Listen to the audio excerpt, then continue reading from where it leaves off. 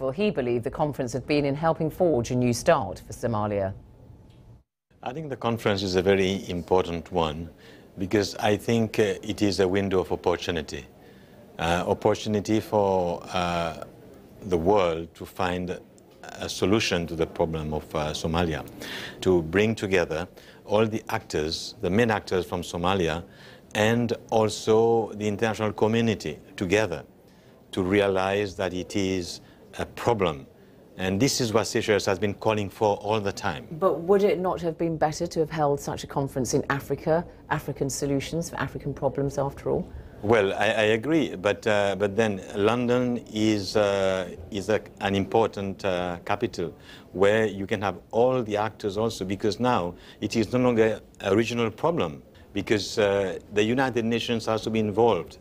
The Europeans, the entire world is involved in combating piracy in the Indian Ocean. Piracy is a huge problem for your country, the Seychelles. Yeah. But what are you doing? Why can't you impress on your fellow leaders to say, we have got to really take the lead on this and do something about it? But this is what Seychelles has been doing. We've been fighting that scourge since 2009. We catch them, we prosecute them, we try them, and now we have signed an agreement with Somaliland to be able to transfer the pirates back in their prisons there. Do you think that the international community have a sufficiently tough response to the pirate problem created by Somalia, and that there is a kind of coordination and consistency in efforts?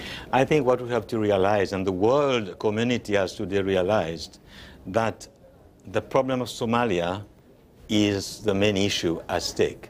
Piracy is a symptom of the problem, and the problem has to be tackled on land itself, in Somalia.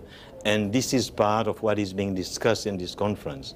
You said also it's important to try to give people in Somalia some kind of something to hold on to, so that they can have a future that doesn't depend on criminal activities and so on, and to try to bring peace and stability to the country. Can you do that without having Al-Shabab at the table? Well, first of all, you have to stabilize the regions in Somalia where there is more stability. Somaliland is one, and I think Puntland is going in this direction. And now I think there is a big effort with the help of AMISOM, which, by the way, the United Nations has increased its capacity to be able to have more stability.